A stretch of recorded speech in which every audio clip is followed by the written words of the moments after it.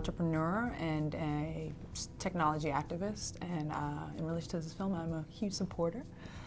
Grateful to be a part of this process. I came out a few times. I came out as a teenager, and I was pulled out at first. My mom read my journal, and it was a whole thing. It was traumatic, and I went back in the closet because it was traumatic, and it was very much a no, you can't be this because you're beautiful, and no, I want you to have a better self-esteem. Okay, I have a good self-esteem actually. I think I'm cute, but I'd like to dress in this way that doesn't seem to fit what you think I should look like.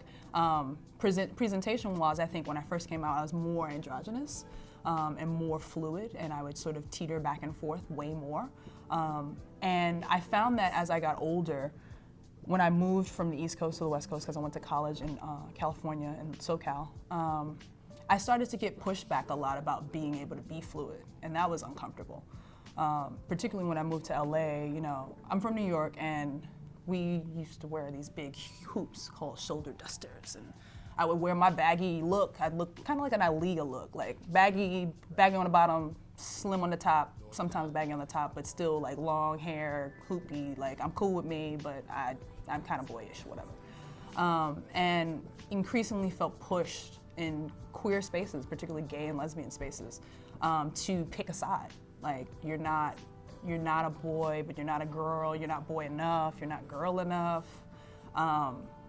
And at some point, it became a thing where I felt I had to sort of align more with the masculine side. So stud is, as far as I understood, is like the masculine presenting person in what may be like a heteronormative queer relationship. So stud and femme align with one another. In similar cases, butch and femme align with one another. Stud, typically, I think, is more of a black term. And it's something that, particularly when we're working on the Butch Voices conference, making sure that we mention studs, because saying butch doesn't always say, hey, you're black, you can be here. So stud is like, you present in a masculine way, it assumes that you take a dominant role in sexual relationships. It assumes that you sort of are the protector in the relationship. For the most part. I mean, and then different regions have different definitions of stud. There's stud in New York, which is a little different than stud in LA. That's what I learned very quickly. There is, and then in different places there, in New York also there's the AG, which I don't know, I haven't lived on the East Coast in 10 years. I don't know if that's still as popular, but aggressive, AG for aggressive, which, that film was made after. And then Dom, which is from the DC, Maryland, Virginia area, those all sort of are almost synonyms. And again, there's a regional difference, so there's different expectations based on where you're from. When I lived in DC for a short time, I was a Dom, or a soft Dom, and I was a STEM. I've been so many variations of not quite a stud, or not quite a Dom, or not quite a masculine presenting person, because I was comfortable with not being rigidly masculine.